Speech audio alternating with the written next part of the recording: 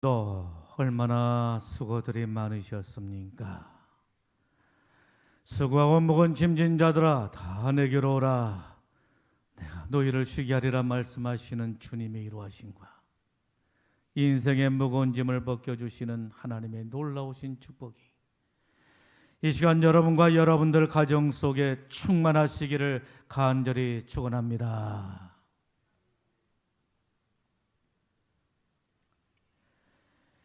한올로 목사님의 이야기입니다.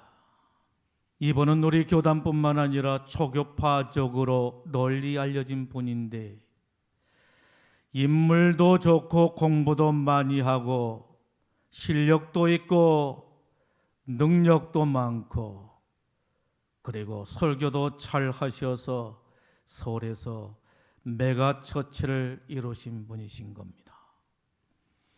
여러분, 메가처치가 뭐예요? 대형 교회인 것입니다. 큰 교회를 이루게 된 겁니다. 서울에서 개척해서 대형 교회를 이루게 된 것입니다. 그래서 수많은 목회자들의 존경을 받고 노망의 대상이 되기도 한 것입니다.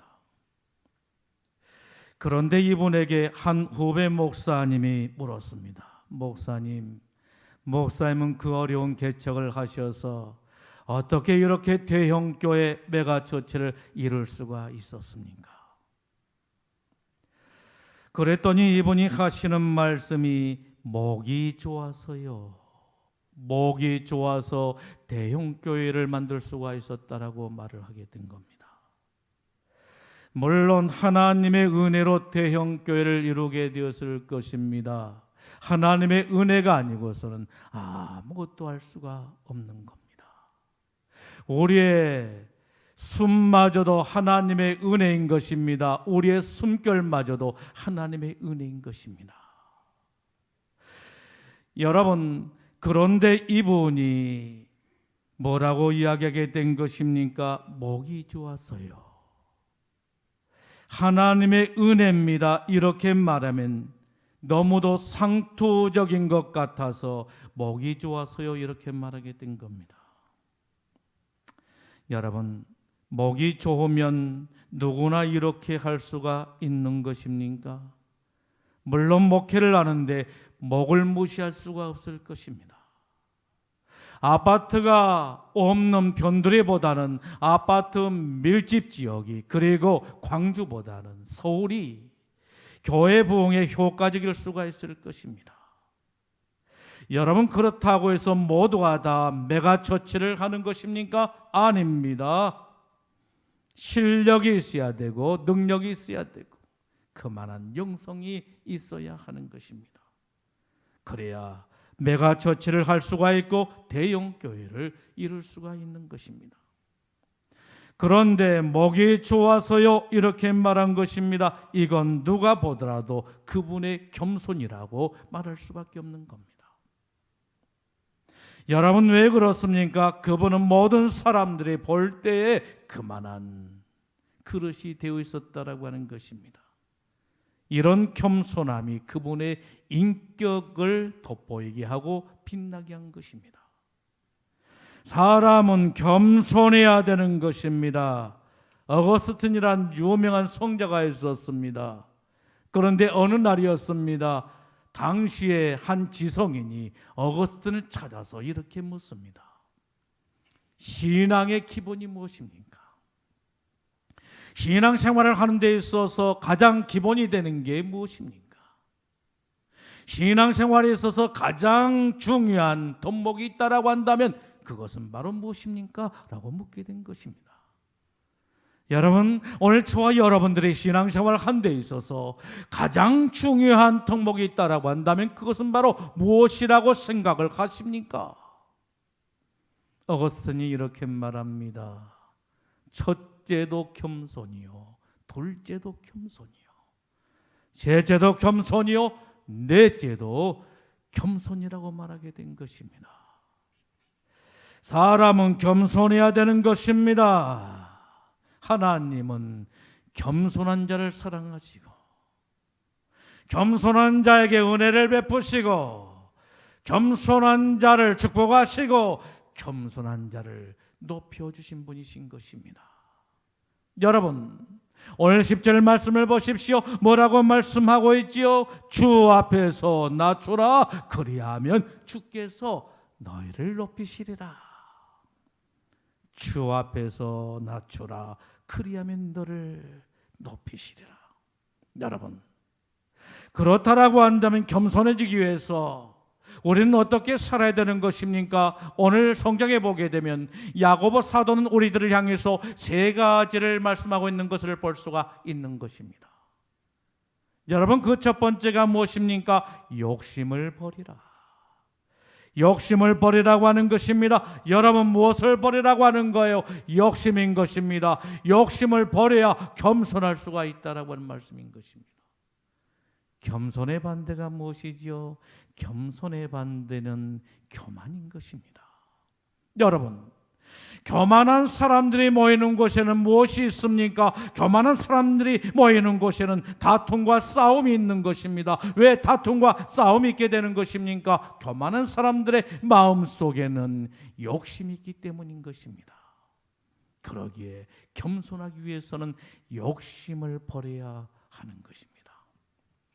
여러분, 우리가 마땅히 버려야 될 욕심을 버리지를 못하고 그 욕심을 가지고 살게 될 때 우리에게 찾아온 것이 바로 무엇입니까? 불행이 찾아오게 된다라고 하는 것입니다.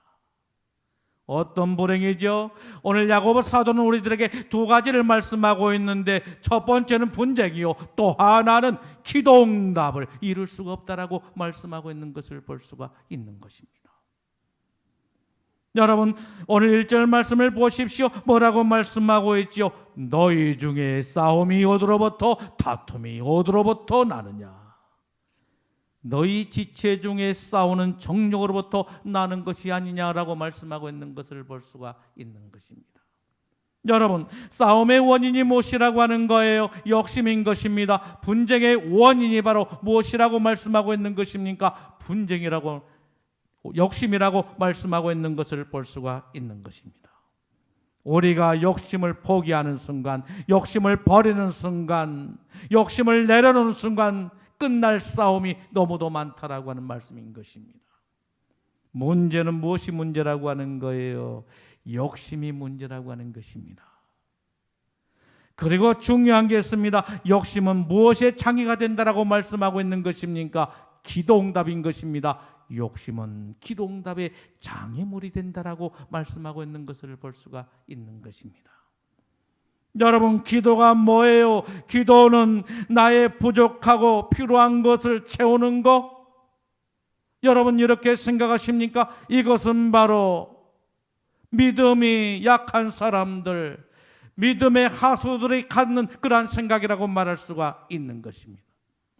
기도는 그 이상의 의미를 가지고 있다라고 하는 것입니다. 기도는 부족하고 필요한 것을 채우는 것, 그 이상의 의미를 가지고 있는데, 그것은 바로 하나님과 사랑의 교제를 나누는 것이요, 하나님의 관계를 더욱더 두텁게 하는 것이요, 대화라고 말할 수가 있는 것입니다. 기도는 하나님과의 사랑의 교제요, 하나님과의 관계요, 그리고 대화라고 말할 수가 있는 것입니다.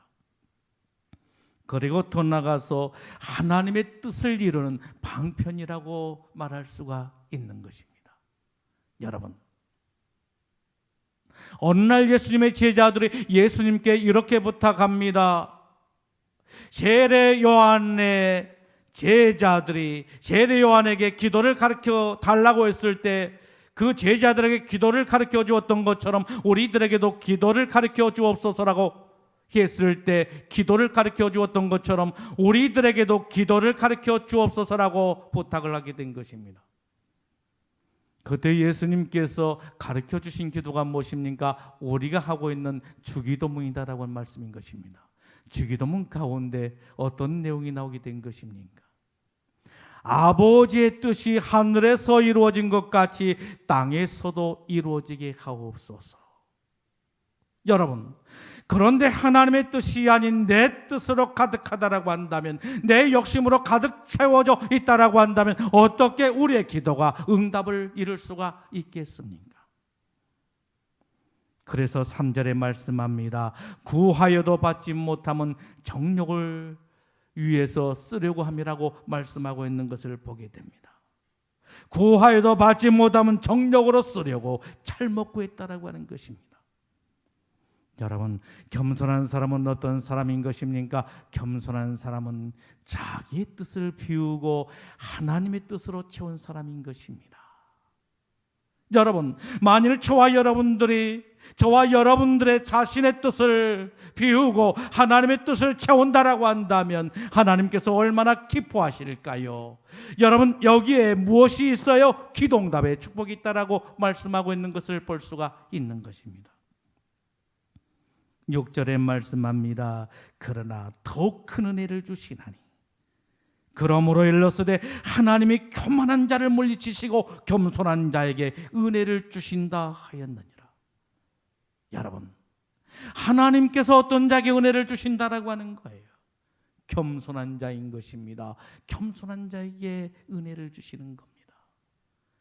교만한 자는 물리치시고 교만한 자는 되져가시고 겸손한 자에게 은혜를 주신다라고 하는 말씀인 것입니다.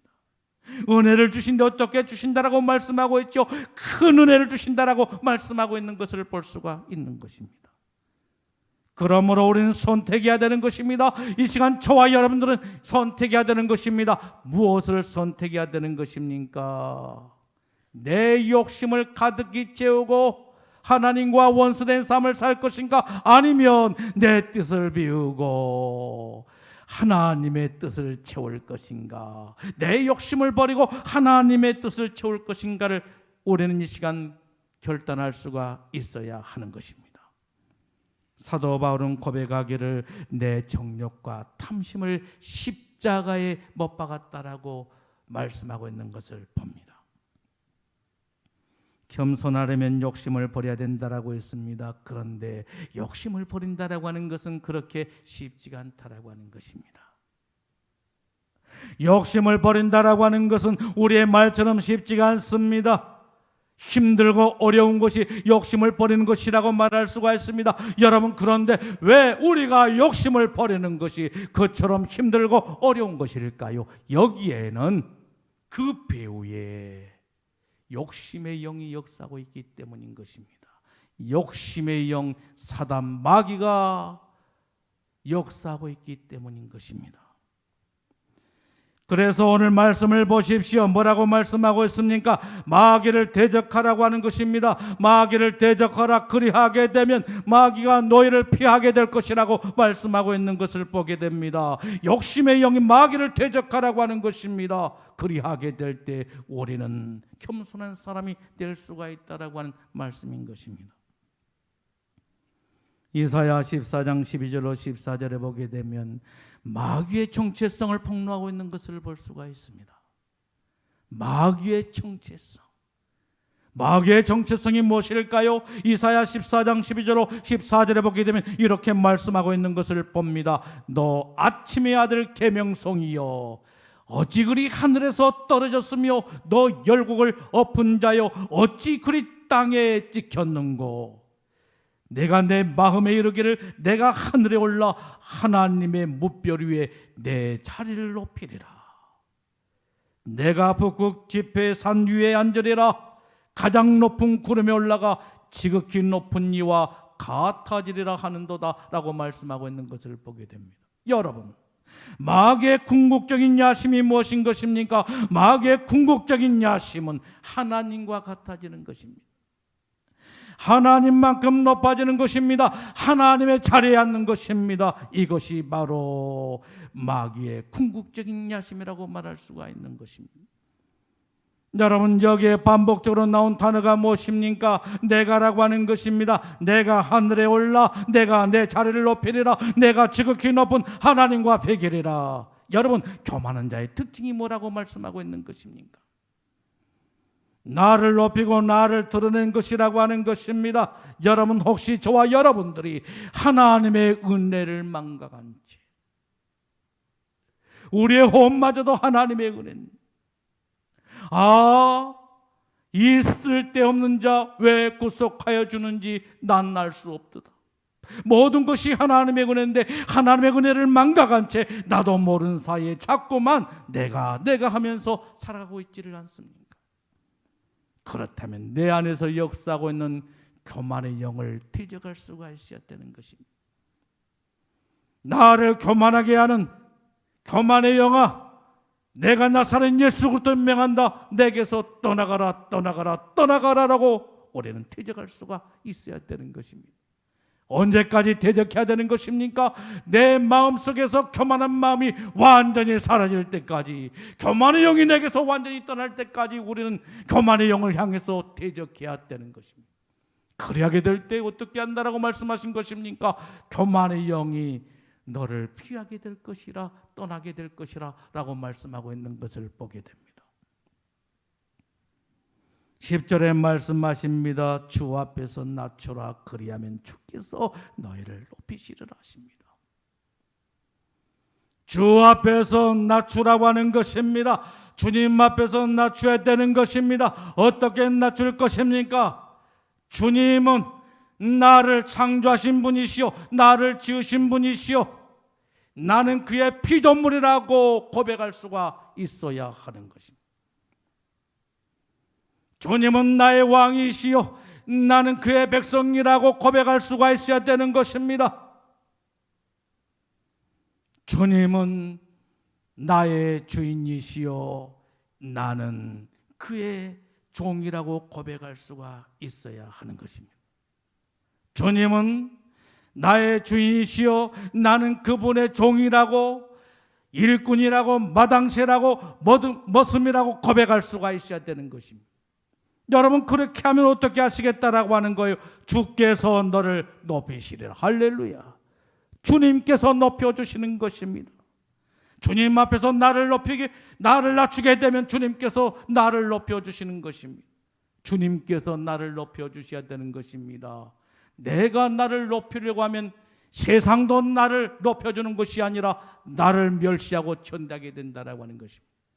그러나 스스로 낮아지게 되면 우리 주님께서 우리를 높여주시게 된데 보배롭고 영원한 자리로 우리를 인도해 주실 줄로 믿습니다. 여러분, 예수님을 보십시오. 예수님은 어떤 분이셨습니까? 지극히 겸손한 분이셨습니다. 빌립보서 2장 6절로 10절 말씀을 보십시오. 예수님에 대해서 이렇게 증언하고 있는 것을 볼 수가 있습니다. 그는 근본 하나님의 본체이시라.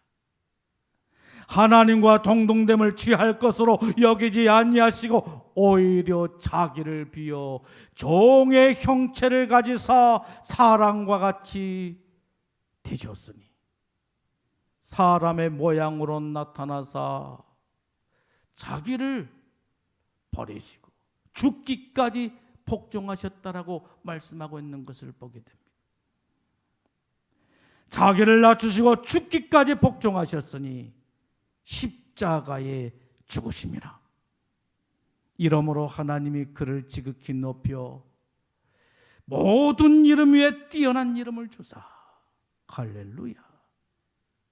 하나님이 그를 지극히 높여 모든 이름 위에 뛰어난 이름을 주사 하늘에 있는 자들과 땅에 있는 자들과 땅 아래에 있는 자들로 모든 무릎을 예수의 이름 앞에 꿇게 하셨다라고 말씀하고 있는 것을 볼 수가 있는 것입니다. 여러분, 누가 예수님을 높여주셨어요? 하나님이신 것입니다. 하나님께서 예수님을 높여주시는데 얼마나 높여주셨어요? 지극히 높여 모든 이름 위에 뛰어난 이름을 주셨다라고 하는 것이고 모든 무릎을 예수님의 이름 앞에 꿇게 하셨다라고 하는 말씀인 것입니다. 이처럼 하나님이 우리를 높여주셔야 되는 줄로 믿습니다. 하나님이 높여주셔야 되는 것입니다. 그래야만이 우리는 보배롭고 존귀한 자리에 이르게 될 줄로 믿습니다. 여러분, 겸손하려면 어떻게 해야 된다라고 했습니까? 마귀를 대적하라고 말씀하셨습니다. 그런데 마귀를 대적한 것만으로 안 된다라고 하는 것입니다. 여기에 더해져야 될 것이 있다라고 말씀하고 있는 것을 보게 됩니다. 여러분, 여기에 무엇이 더해져야 된다라고 말씀하고 있습니까? 하나님을 가까이 하라, 하나님을 가까이 하라고 말씀하십니다. 마귀를 대적하라, 그리하면 너희를 피하리라. 그리고 하신 말씀이 무엇입니까? 하나님을 가까이 하라, 그리하면 너희를 가까이 하시리라 라고 말씀하고 있는 것을 보게 됩니다. 하나님을 가까이 해야 되는 것입니다. 8절에 말씀하십니다. 하나님을 가까이 하라, 그리하면 너희를 가까이 하시리라. 하나님을 가까이 하라고 하는 말씀인 것입니다.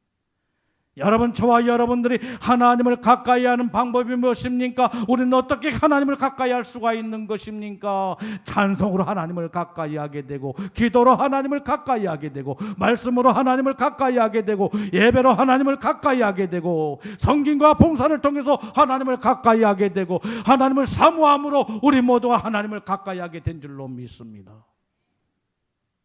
하나님을 가까이 하게 되면 어떻게 될까요? 하나님을 가까이 하게 되면 하나님을 닮게 된다라고 하는 것입니다. 하나님을 닮게 되는 것입니다. 여러분, 자녀들의 부모를 가까이 하게 되면 어떻게 되는 것입니까? 부모님의 모습을 닮아가게 되는 거예요. 부모님의 모습을 닮아가게 되는 거예요. 내 모습 이대로 내 자녀들에게 보여주어도 내 자녀들이 아름답고 건강하게 믿음으로 잘 자랄 수 있다라고 생각을 하십니까? 내 모습을 닮아가는 거예요.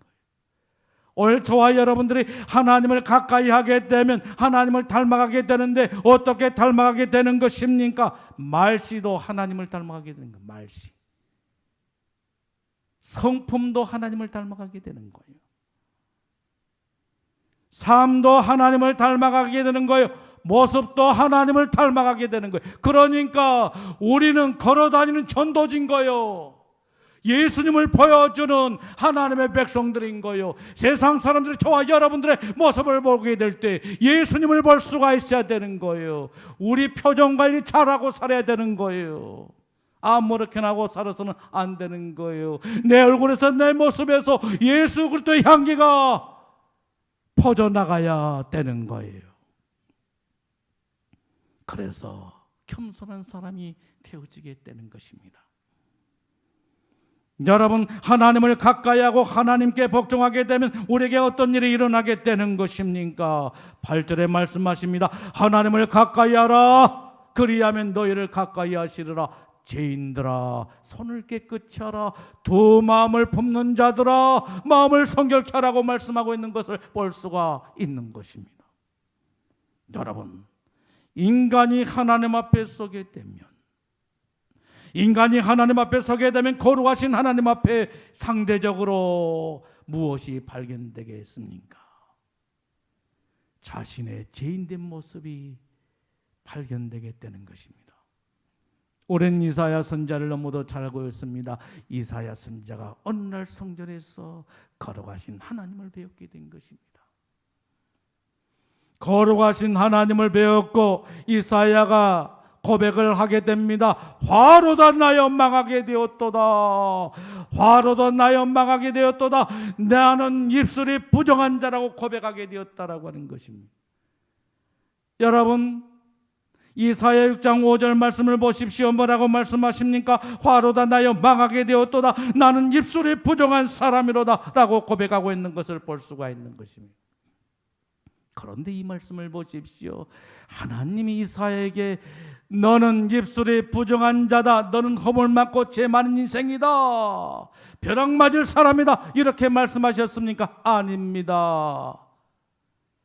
이사야는 거룩하신 하나님의 모습을 보고서 자신의 죄인된 모습을 발견하게 되었던 것입니다. 도둑이 재발 지른다는 말이 있듯이 스스로가 하나님의 거룩하심 앞에서 자신의 죄를 보게 되었다라고 하는 것입니다. 여러분, 이처럼 거룩하신 하나님 앞에서 죄인된 우리의 모습을 우리가 보게 된다라고 한다면 어떻게 감히 교만하게 살아갈 수가 있을까요? 겸손해질 수밖에 없는 거예요. 신앙의 힘으로 익어가면 익어갈수록 고개를 숙이고 겸손해질 수밖에 없는 거예요.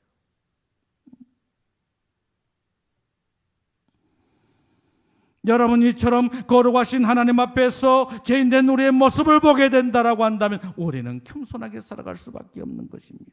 그런데 문제는 뭐예요? 거룩하신 하나님을 보지를 못한 겁니다. 영적인 감각이 무디워서 하나님을 느끼지를 못하는 겁니다. 하나님 앞에 예배를 드리면서도, 기도하면서도, 찬송하면서도 하나님의 그 살아계심을 느끼지를 못한 겁니다. 그래서 교만하게 살게 된 것입니다. 그래서 우리들에게 중요한 게 있습니다. 날마다 하나님 앞에 선 것입니다. 나름의 날마다 저와 여러분들이 보는 게 뭡니까? 거울인 것입니다. 저도 오늘 여러분들 앞에 서기 위해서 몇 번이나 거울을 보게 되었던 것입니다. 혹시라도 메이크업이 잘못된 것은 아닌가?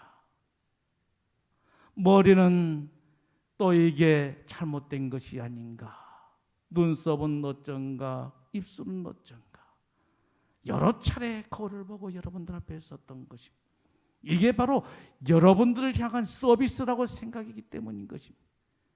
제가 머리가 산발나게 여러분들 앞에 섰다라고 생각해 보십시오.